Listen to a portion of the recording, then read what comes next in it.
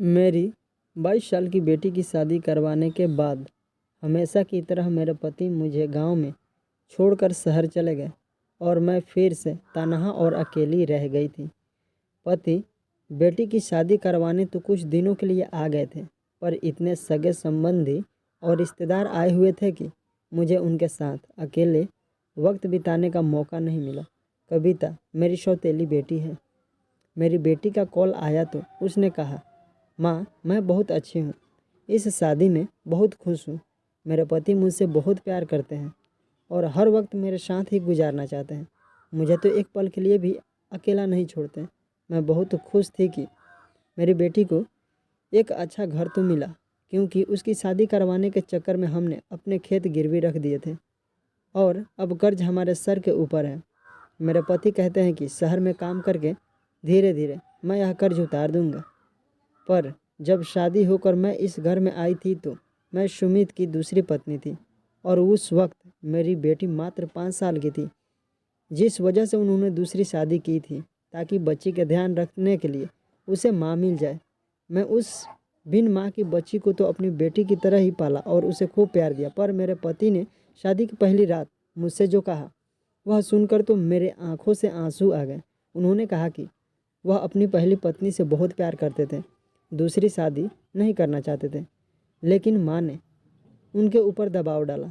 जब से मेरे पति की पहली पत्नी की मौत हुई थी, मेरे पति शहर में ही रहने लगे थे और वहीं पर काम किया करते थे। गांव के खेत मेरे सास ससुर संभाला करते थे। मेरे पति को जब भी छुट्टी मिलती वह मेरे पास आ जाया करते थे, लेकिन जब वह चले जाते थे तो मैं तनहा रात गुजारती थी और उनके प्यार के लिए तड़पती रहती थी। शादी के साल भर के अंदर ही मैं गर्भवती हो गई और मुझे एक बेटा हो गया। जब मेरे पति के बिना मेरा मन नहीं लगता था तो मैं उनसे कहती थी कि मुझे भी शहर लेकर चलिए, मैं आपके साथ रहना चाहती हूँ, यूँ अकेले मुझे अच्छा नहीं लगता। पर वह कहते हैं कि शहर में इतने लोगों का खर्च मैं नहीं चला पाऊँगा, इसलिए बच्चों को लेकर तुम गांव में ही रहो ताकि उनकी पढ़ाई गांव में ही हो सके। हर महीने मेरे पति आते तो थे, लेकिन कुछ दिन रहकर ही चले जाते थे। ऐसे ही मेरी जवानी धीरे धीरे अकेलेपन में कट गई और अब मैं 38 साल की हो गई हूँ। मेरे पति उम्र में मुझसे 7 साल बड़े हैं। शादी के कुछ दिनों बाद ही मेरे पति ने मुझे कॉल करके कहा कि एक बड़ी मुसीबत आ गई है, मेरा काम चला गया है और मुझे कहीं भी काम नहीं मिल रहा। मैंने उनसे कहा कि आप फिर गांव में आ जाओ और खेती संभाल लो, पर मेरे पति ने कहा कि हमारे ऊपर बहुत कर्जा हो चुका है, अगर काम नहीं करूंगा तो यह कर्जा कैसे चुकाऊंगा और खेत भी हमारे हाथ से निकल जाएगा। मैंने कहा, अब कविता की शादी हो गई है, क्यों ना मैं भी शहर में आ जाऊं और मैं लोगों के घर में काम कर लिया करूंगी। खाना बनाने या बर्तन सफाई का कोई भी काम मिल जाए जिससे हमारा यह कर्ज उतर सकता है। मेरे पति ने थोड़ी देर सोचने के बाद कहा, ठीक है, अगर तुम्हें काम करने में तकलीफ़ नहीं है तो आ जाओ, क्योंकि हमारे खेत को बचाना है। अपने बेटे को सास ससुर के पास छोड़कर ही मैं शहर की ओर रवाना हो गई। पैसों की ज़रूरत को देखते हुए सास ससुर ने भी मुझे इजाज़त दे दी थी। मुझे लगा काफ़ी सालों के बाद अब मेरे दिल की मुराद पूरी होगी। काफ़ी सालों से मैं अपने पति के प्यार के लिए तड़पती हूँ और अब मुझे वह मिलने वाला था। मेरा नाम सुमन है और मैं बेहद खूबसूरत हूँ। जैसा गोरा रंग वैसी खूबसूरत आंखें। जब मैं पति के पास पहुंची तो मेरे पति बहुत खुश हुए। मुझे पता है कि वह भी रात अकेलेपन में ही गुजारते हैं। शहर पहुंचकर कुछ दिनों के अंदर ही मुझे 2 घर पर काम मिल गया। मुझे लगा कुछ घर काम और मिल जाए तो अच्छे खासे पैसे आएंगे। गांव के मुकाबले शहर के लोग काम के अच्छे पैसे देते हैं। एक रात काम करने के बाद मैं अपने पति के साथ बातें कर रही थी, तभी बाहर बारिश होने लगी। बारिश बहुत तेज़ हो रही थी और रुकने का नाम ही नहीं ले रही थी। करीब रात के 11 बजे किसी ने घर का दरवाज़ा खटखटाया। मेरे पति ने सोचा कि इतनी रात को कौन आ गया होगा। जब मेरे पति उठकर दरवाज़ा खोलने गए तो हट्ठे कट्ठे नौजवान दरवाजे पर खड़े थे। 35 से 40 साल के बीच की उम्र होगी। मेरे पति उन लोगों से बातें करने लगे तो मैं अपने बेडरूम में आ गई, पर मैं सोच में डूब गई थी कि आखिर यह लोग कौन है और हमारे घर इस तरह से क्यों आए हैं। थोड़ी देर बाद मेरे पति कमरे में आए और कहे कि 4 लोग यात्री हैं और बारिश की वजह से बुरी तरीके से फंस गए हैं। एक रात के लिए घर पर शरण मांग रहे हैं।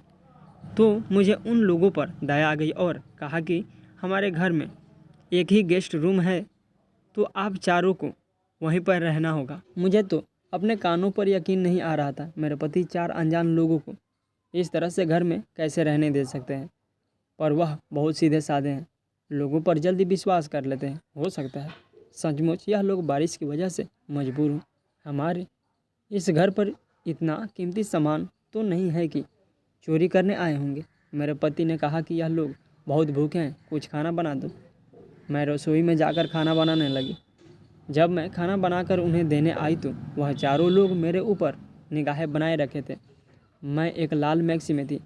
मुझे बहुत ही अजीब लग रहा था क्योंकि कभी किसी मर्द ने मुझे ऐसे नहीं देखा। मेरे पति मुझे अपनी पत्नी तो मानते हैं, पर वह अपनी पहली पत्नी से बेइंतहा मोहब्बत करते थे। वह उसके बचपन का प्यार है। वह सुनीता के साथ ही बड़े हुए।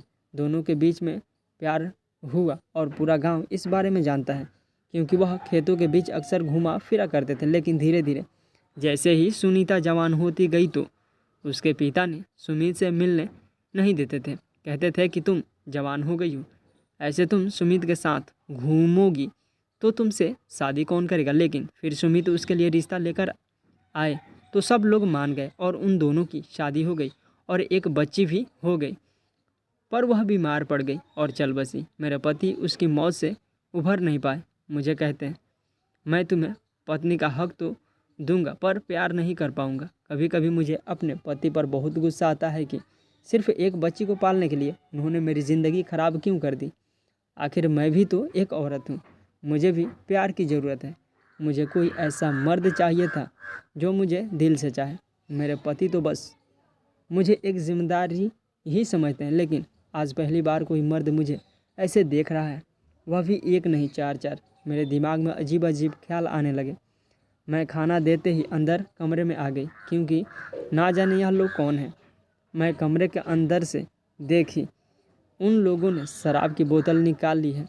काफ़ी महंगी शराब थी, तो मेरे पति भी काफ़ी खुशी खुशी पीने लगे। जब मेरे पति काफ़ी देर बाद अपने कमरे में सोने के लिए आए तो नशे में पूरी तरह से अपने होश खो बैठे थे। मैंने किसी तरह से उन्हें संभाल कर लेटा दिया तो वह गहरी नींद में सो गए। मैं डरते हुए बाहर कमरे में गई और कहा कि आप लोगों का बंदोबस्त अंदर कर दिया है।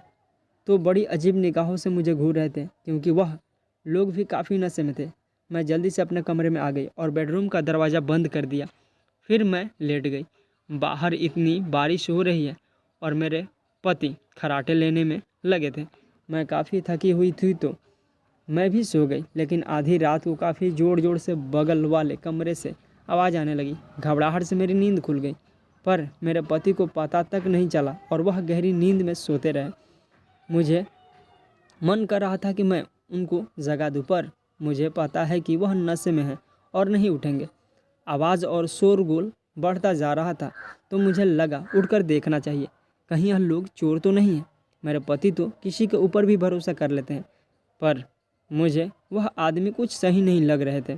करीब 10-15 मिनट तक मैं ऐसे ही अपने बेड पर बैठी रही, लेकिन उसके बाद हिम्मत करके मैंने अपने बेडरूम का दरवाज़ा खोला और दूसरे कमरे की ओर जाने लगी जहाँ से आवाज़ आ रही थी। मेरे दिल के अंदर बहुत घबराहट हो रही थी। ऐसे ही घबराहट मुझे तब हुई थी जब मेरे घर पर आग लगी थी। तब मैं मात्र 15 साल की थी और मैं बाहर खेल रही थी। जब मैंने देखा कि घर के अंदर आग लगी है तो डर के मारे मैं अपनी जगह से हिल नहीं पाई। मैं आसपास के घरों से किसी को मदद के लिए नहीं बुला पाई, जैसे लगा कि मुझे लकवा मार गया हो। इधर से मैं बिल्कुल भी अपनी जगह पर जमकर खड़ी रह गई और मेरा घर मेरी आंखों के सामने जलकर खाक हो गया, जिसके अंदर मेरे माता पिता थे। हमारा एक ही कमरे का मकान था। रात के वक्त जब मेरे पापा माँ के पास आते तो मुझे बाहर निकाल दिया करते थे। उस वक्त मुझे समझ नहीं आता था कि मुझे वह लोग बाहर क्यों निकाल देते हैं, लेकिन बड़े होने के बाद मुझे समझ आ गया। जब मैं छोटी थी तो डरी सी इसी जगह पर खड़ी रहती थी और मेरे हाथ पाँव काँपते रहते थे। अंदर से कभी कभी आवाज़ें भी आती थी, पर मैं कभी भी अंदर नहीं गई क्योंकि मेरे पापा ने मुझे साफ साफ कह दिया था, जब तक तुम्हें बुलाया ना जाए तुम बाहर खड़ी रहना। ठंड हो या गर्मी वह मुझे बाहर निकाल देते थे और कभी कभी तो काफ़ी देर तक मैं इस तरह खड़ी रहती थी और उस रात भी मैं खड़ी रह गई जब वह घर जल रहा था। जब आसपास के लोगों को पता चला वह आए तो देखे घर पूरी तरीके से जल चुका है। उन्होंने उसे बुझाने की कोशिश तो की पर मेरे माँ पापा बिल्कुल जल चुके थे। गांव के लोगों ने मुझे ही इसका जिम्मेदार ठहराया क्योंकि मैं मदद नहीं मांग पाई थी और एक ही जगह पर खड़ी रह गई थी। मैं अनाथ हो चुकी थी और मेरे मामा मामी मुझे अपने साथ लेकर चले गए थे, पर उन लोगों ने मेरा जीना दुश्वार कर दिया था। मेरी मामी मुझे घर का सारा काम करवाती थी और कोई भी गलती होती तो मुझे मारा पीटा करती थी।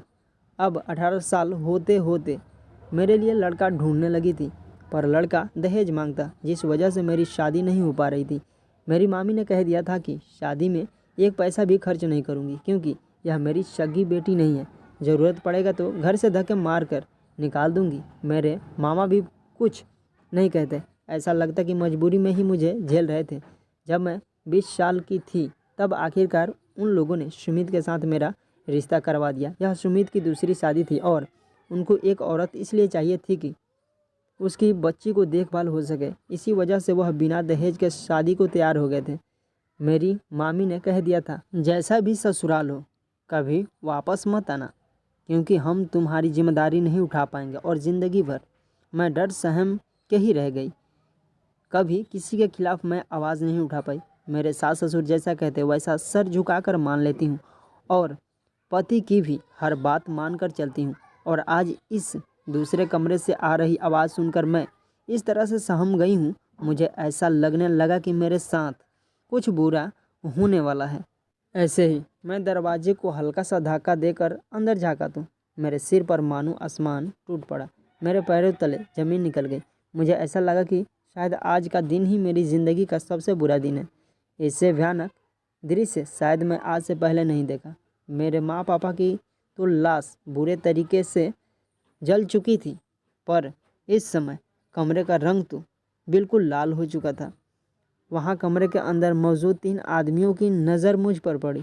एक आदमी फुर्ती के साथ मेरे पास आया और मुझे अंदर खींचकर दरवाज़ा बंद कर दिया।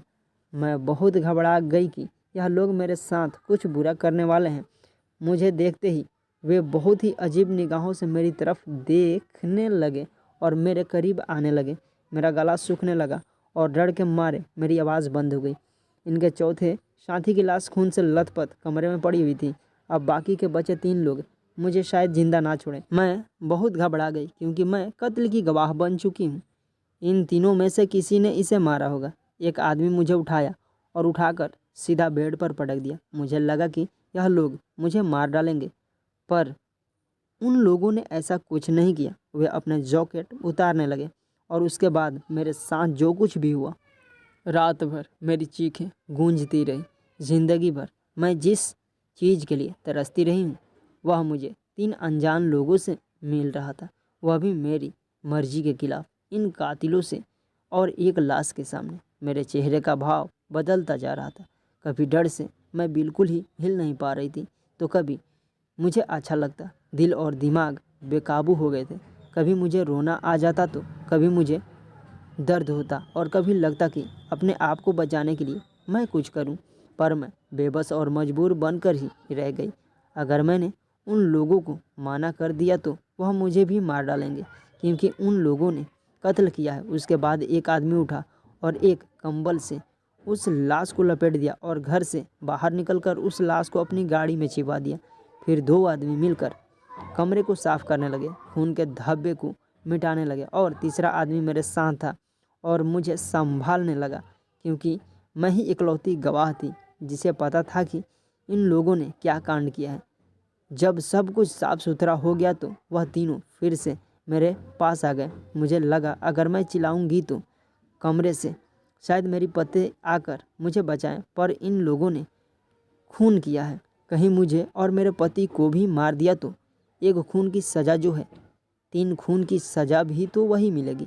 उसके बाद क्या हुआ पता नहीं, लेकिन अचानक जब मेरे पति मुझे बुलाने लगे तो मैं बहुत घबरा गई क्योंकि मुझे पता नहीं था कि कब मेरी आंख लग गई थी। अगर मेरे पति ने मुझे इस हालत में देख लिया तो वह मुझे तलाक दे देंगे, इस हालत में वह भी अजनबी के कमरे में।